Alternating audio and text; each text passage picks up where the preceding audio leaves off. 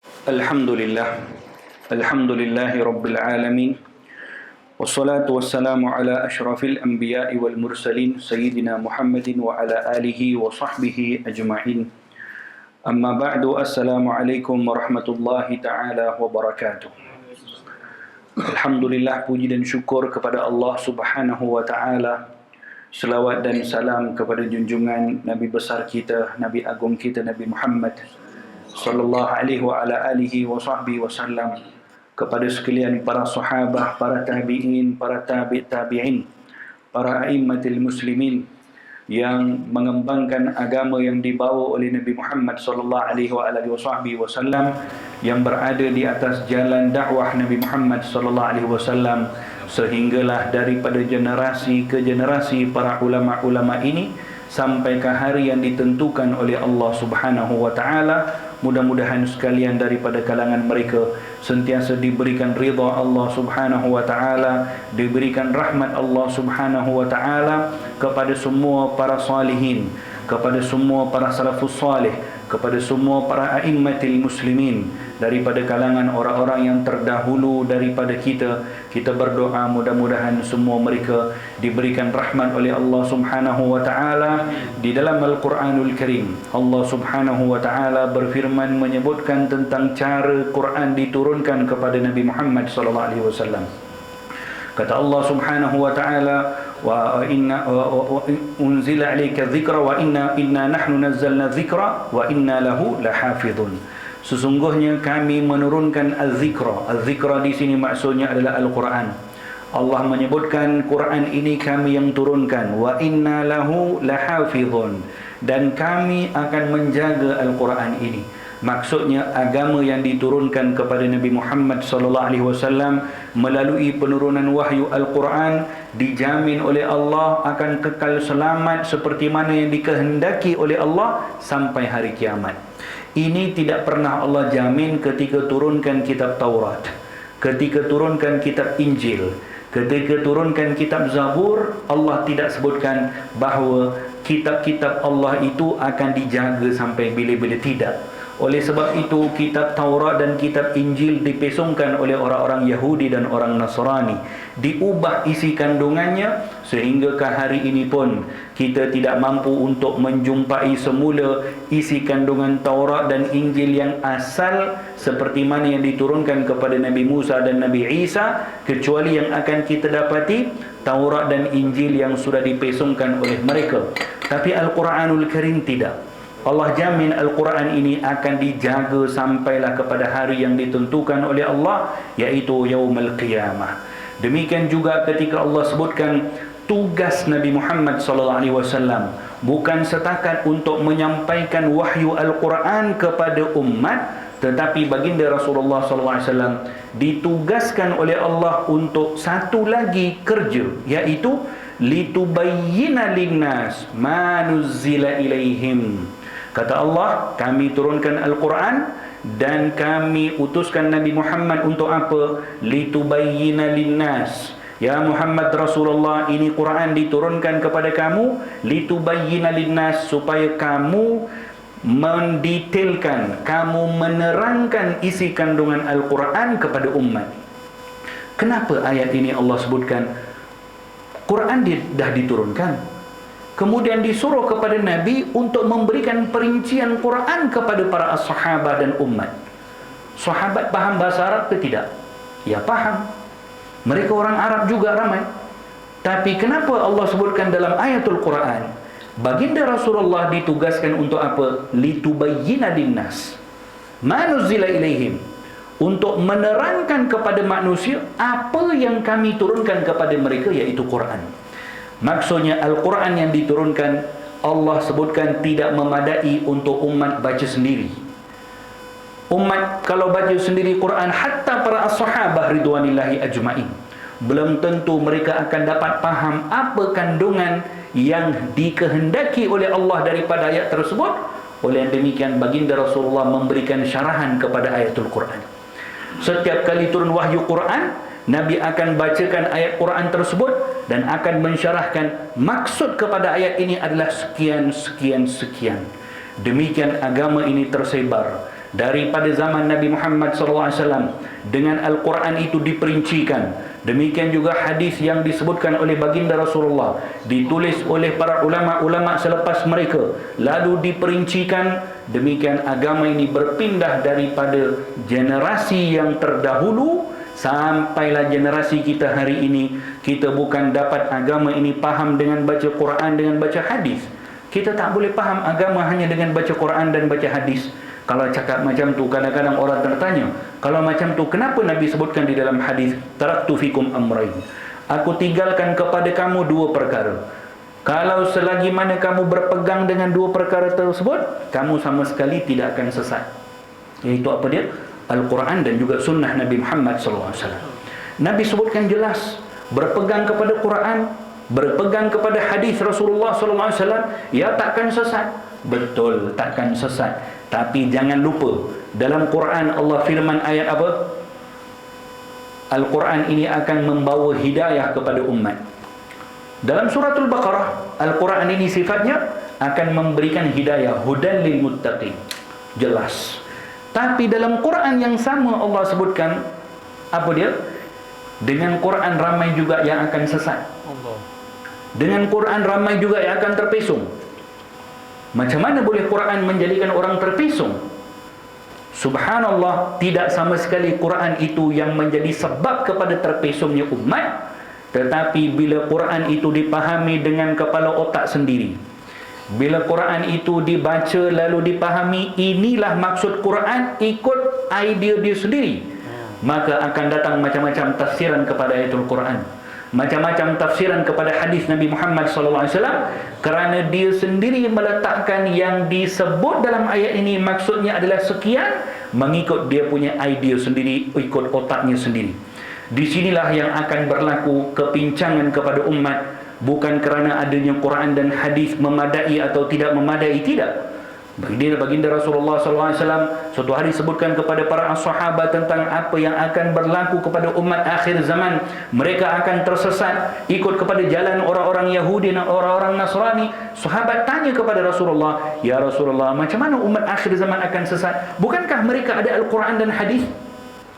Bukankah mereka ada kitab Allah?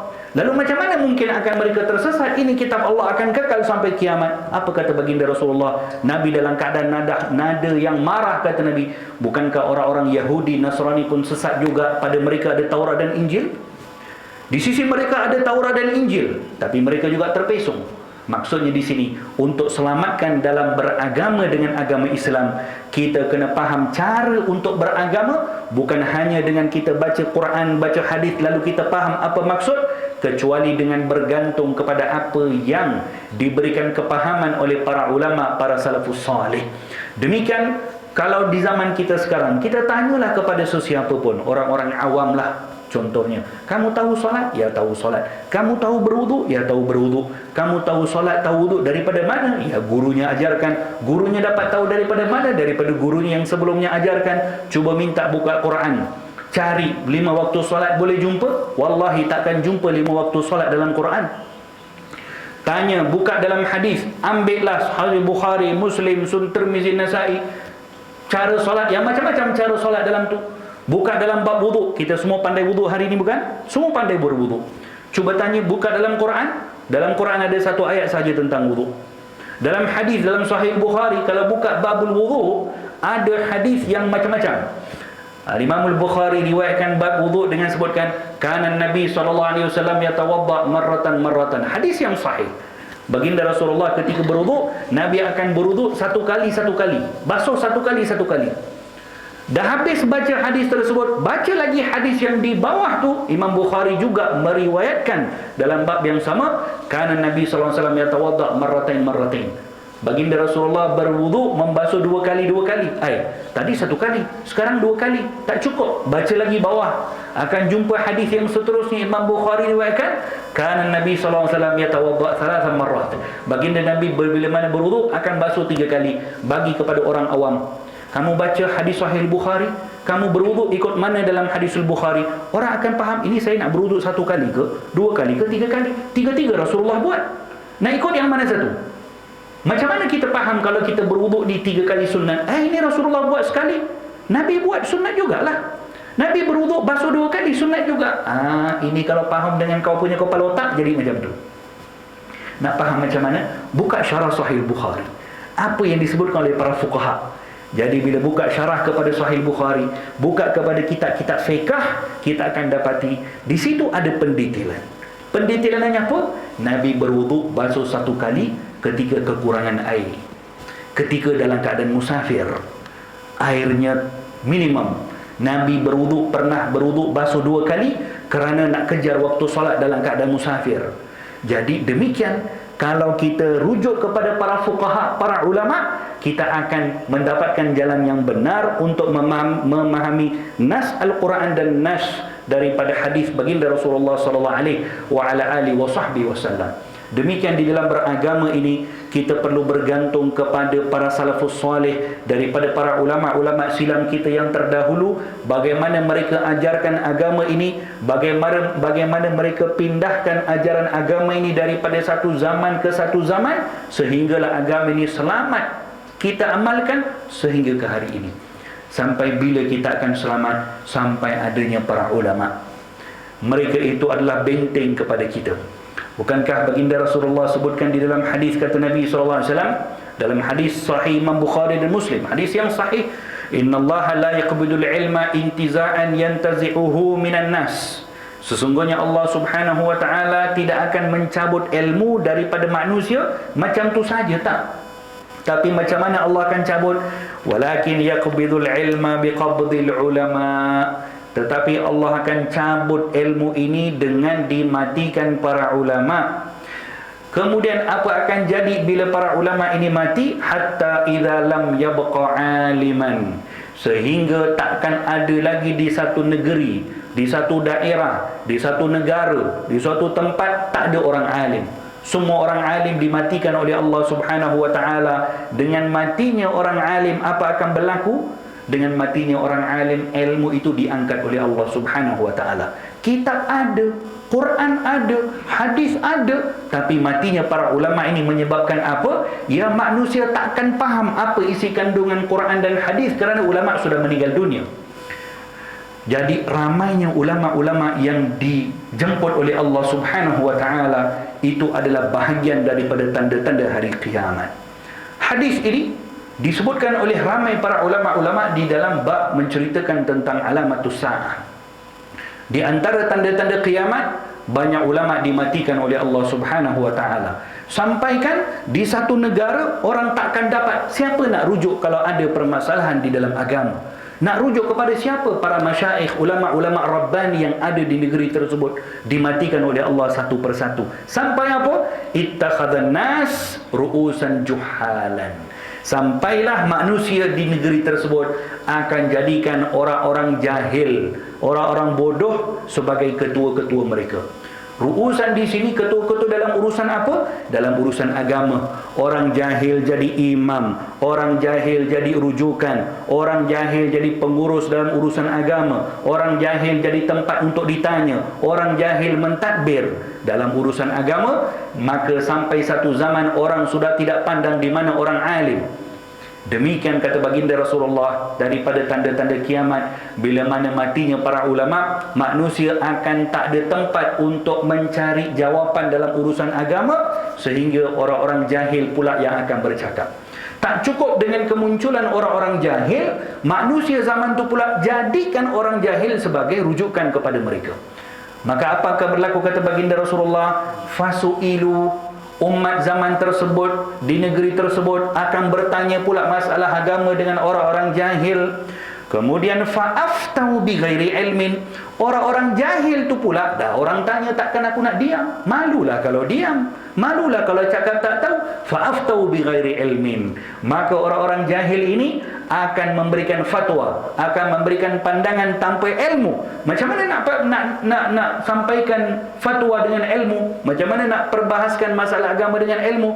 Dia pun tak pernah mengaji, dia pun tak pernah mendalami hukum hakam, tak pernah mengaji kitab dengan para ulama-ulama. tak pernah duduk bertalaqi dengan para ulama, maka bila orang tanya, dia pun Google. Oh, jumpa jawapan, alhamdulillah, boleh ceramah malam ni sebab sudah ada dalam Google. Bukan susah untuk jadi penceramah zaman kita sekarang, tak susah. Semua orang kat sini pun boleh ceramah. Ambil masa 10 minit, 15 minit, buka YouTube, dengar ceramah, ya boleh ceramah semua. Tak susah untuk jadi penceramah, senang je. Sebab itu zaman kita sekarang ramai penceramah. Tapi adakah umat ini makin menjurus kepada jalan hidayah? Tidak.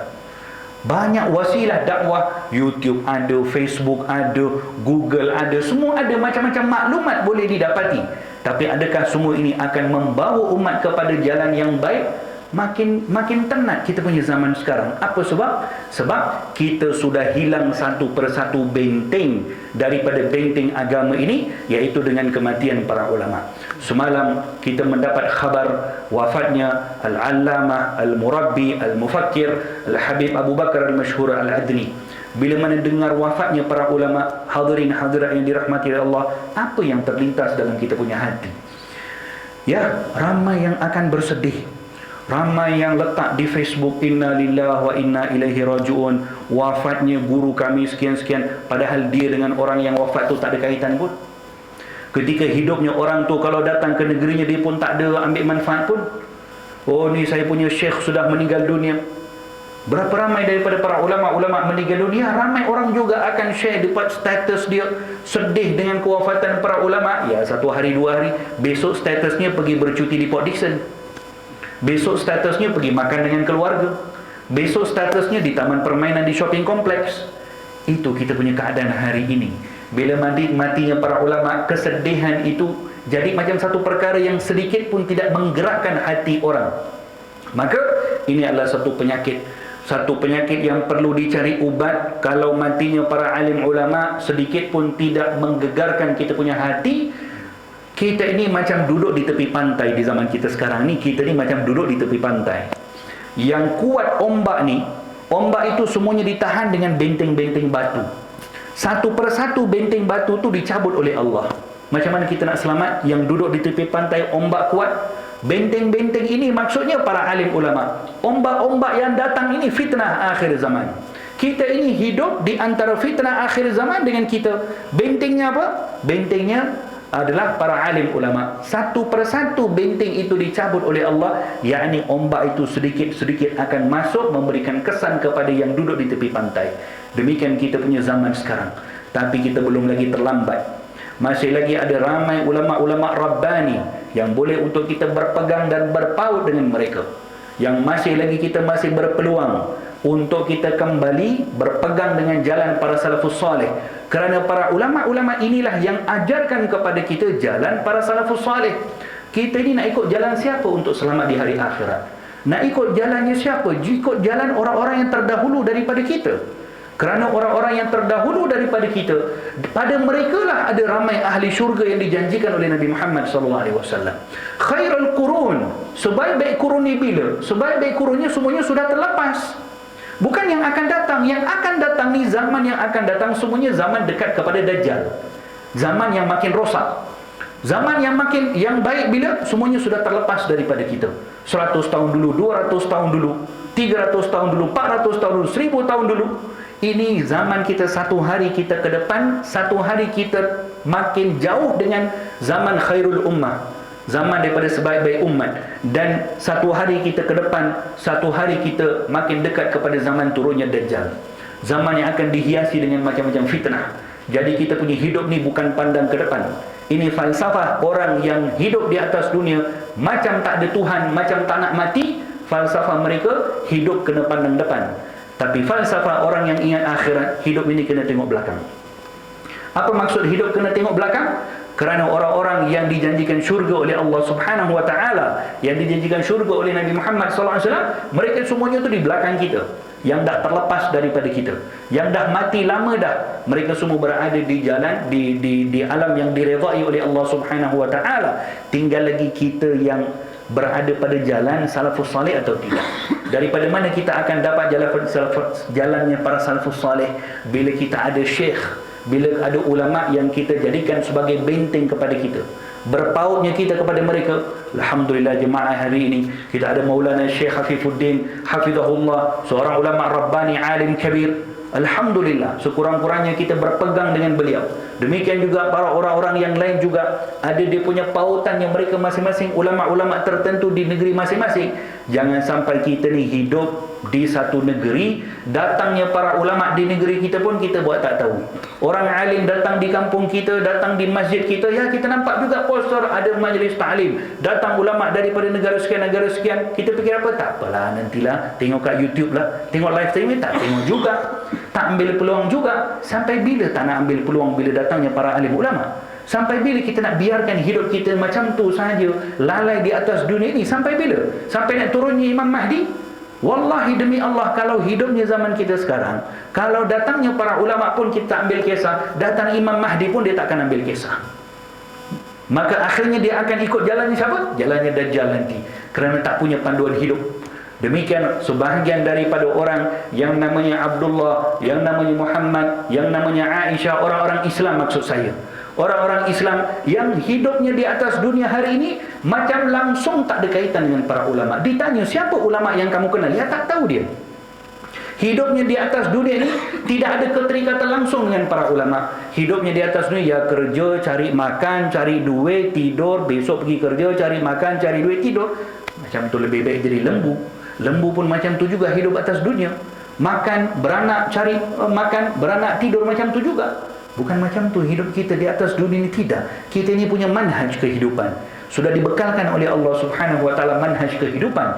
Kita ini berhadapan satu hari demi satu hari, kita berhadapan dengan zaman kehancuran. Bukan zaman yang kita akan berhadapan ni zaman yang akan kita selamat, tidak. Zaman yang akan menakutkan kita. Maka benteng para alim ulama yang kita berpegang inilah yang akan menyelamatkan kita. Hadirin hadirat yang dirahmati oleh Allah, maka dengan wafatnya para alim ulama ini, sepatutnya kita ini merasakan satu kesedihan. Kalau sudah ada orang yang merasakan tidak ada berpeluang, yang kalau ulama-ulama itu pernah datang pun dia tak pernah ambil peluang, maka jangan sampai peluang yang ada lagi depan matanya terlepas. Cari siapa orang-orang alim yang boleh kita berpegang dengan mereka, yang sekurang-kurangnya kalau di hari akhirat kita dibangkitkan, kita boleh sebutkan, yakni kita boleh merasa kalau aku mati nanti di hari akhirat, aku akan diselamatkan oleh orang ini. Kalau orang itu masuk syurga, kita husnudzan dengan orang-orang alim yang akan selamat di hari akhirat, aku akan berada di belakang mereka. Ya, kita sekarang sebagian orang kalau di hari akhirat nak tanya, kamu akan berada di belakang siapa? Tak tahu dia nak jawab. Bukankah baginda Rasulullah sebutkan di dalam hadis, al-mar'u ma'a man ahabba, satu orang di hari akhirat akan bersama dengan orang yang dicintai. Orang yang dicintai itu orang yang dia berada di jalannya siapa? Kepada mereka dia akan berada di hari akhirat kelak nanti. Demikian kita ini di zaman kita sekarang, kita masih lagi belum terlambat. Hari ini kita masih lagi belum terlambat. Masih lagi peluang kepada kita untuk mencari kita punya pautan hidup. Kembalikan kita punya ahli keluarga dalam jalan agama Allah Subhanahu wa taala. Biarlah anak-anak kita membesar dengan tengok wajah para alim ulama. Biarlah kita duduk dengan para alim ulama. Kalau datang ke tempat kita, cari peluang supaya kita ini datang dan kita ini pernah bertentang mata, kita ini pernah duduk di majlis para alim ulama. Mudah-mudahan di hari akhirat mereka kalau selamat di hadapan Allah Subhanahu wa taala, kita pun boleh pegang mereka punya tangan, selamat masuk syurga Allah Subhanahu wa taala. Tapi kalau hidup di dunia, ulama pun dia tak kenal, orang alim pun dia tak kenal, tak pernah ada kaitan langsung hidupnya di atas dunia, hari-hari pun habis macam tu saja. Orang mati punya para ulama pun dia tak pernah tahu, siapa orang alim datang di negerinya pun dia tak pernah tahu. Nah, jadi apa macam tu? Kita nak berpaut dengan siapa nanti di hari akhirat kalau bukan dengan orang-orang saleh yang matinya di jalan Allah Subhanahu wa taala. Demikian bila mana kita dengar wafatnya para alim ulama, mereka itu selamat di jalan Allah Subhanahu wa taala. Mereka itu selamat insya-Allah. Tapi kita ini macam mana nanti? Demikian, ambil manfaat bila mana selagi kita ini punya peluang. selagi ada ulama-ulama Rabbani, orang-orang saleh yang ada di negeri kita, yang kita masih lagi peluang ada di depan mata kita untuk bersama dengan mereka, supaya kita tidak terlepas peluang, kerana matinya para ulama ini macam lubang-lubang yang akan ada dalam urusan agama kepada umat akhir zaman. Seperti kata baginda Rasulullah dalam sebuah hadis, kata Nabi, mautul alim musibatun la tujbar, riwayat Imam Tabrani, matinya orang alim adalah satu musibah, yakni satu lubang yang tak boleh diganti. Kalau berlaku lubang tu macam tak boleh tutup. Itu contoh kalau seorang demi seorang ulama dimatikan oleh Allah Subhanahu wa taala. Macam kita ni kalau nak jalan di jalan raya, macam mana kita nak jalan di jalan raya balik ke rumah kalau jalan raya tu banyak lubang? Yakni jalannya mungkin akan terpesong, mungkin yang naik motor akan terjatuh, yang naik kereta mungkin masuk longkang sebab banyak lubang. Demikian hidupnya kita di akhir zaman, banyaknya lubang dalam urusan-urusan kita, dalam kehidupan kita, bila mana matinya para alim ulama. Jadi cepat-cepat kita cari pegangan hidup kita. Jangan sampai kita, ahli keluarga kita, dan jangan juga fikir kita ini, kalau ada daripada kalangan kita yang solat 5 waktu, datang masjid, datang majlis, ya sudah selamat. Tengok ahli keluarga kita, tengok anak-anak isteri kita. Ramai orang pun zaman kita sekarang, dia mak bapak fikir dia punya kubur sendiri. Mak bapaknya Masya Allah, Alhamdulillah selamat, tapi anaknya tak tahu tengah buat apa, berada dengan siapa tak tahu, berada di jalan apa tak tahu. Maka ingat firman Allah Subhanahu wa taala, qu anfusikum wa ahlikum nara. Selamatkan diri kalian, selamatkan ahli keluarga kalian daripada api neraka Allah Subhanahu wa taala. Kembalikan keluarga kita dalam manhaj agama, bawa kepada mereka duduk dalam majlis para alim ulama, biar daripada kecil bawa ke majlis-majlis yang baik, supaya mata mereka pernah melihat wajah orang-orang saleh, mata mereka pernah bertentang mata melihat wajah orang-orang saleh, kerana di situ punya keberkatan. Tapi kalau daripada kecil yang dikenal pemain bola sepak, yang dikenal artis, maka dia tidak akan memberikan manfaat apa-apa. Kita tengok hari ini kewafatan Al-Habib Abu Bakar Al-Mashhur Al-Adani rahimahullah. Semoga Allah tinggikan darjat beliau. Berapa ramai yang doakan kepada beliau. Satu dunia negara doakan untuk beliau.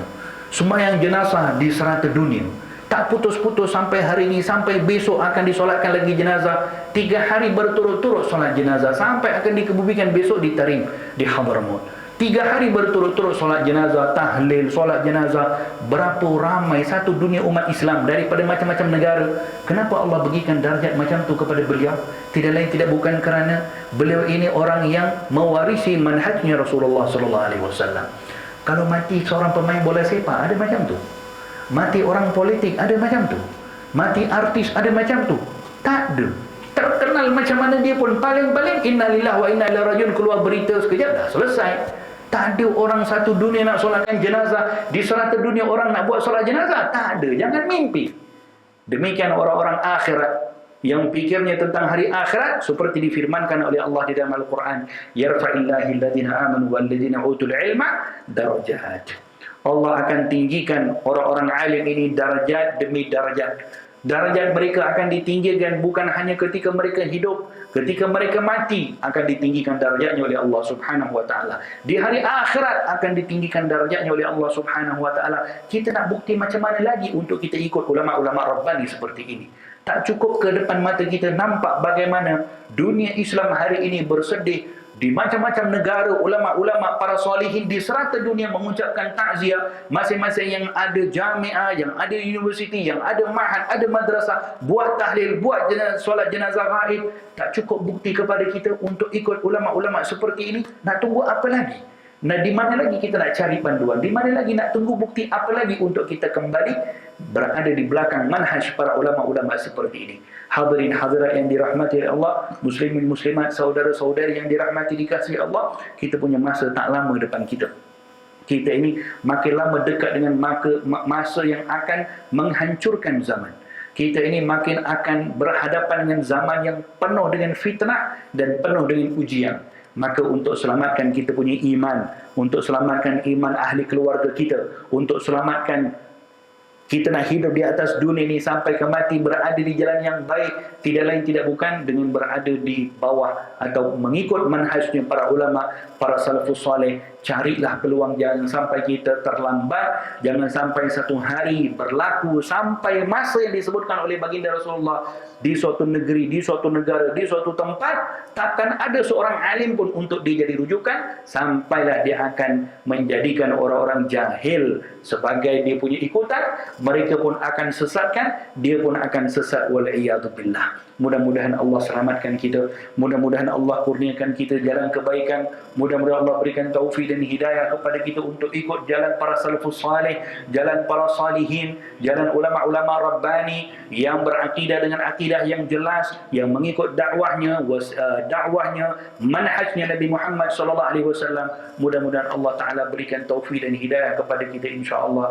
Amin Allahumma amin. Mudah-mudahan Allah taala berkati Habibuna Al-Habib Ali, panjangkan usianya insyaallah untuk terus memimpin kita, untuk terus membacakan doa dalam majlis-majlis seperti ini, untuk kita tetap mendapat manfaat daripada beliau insyaallah.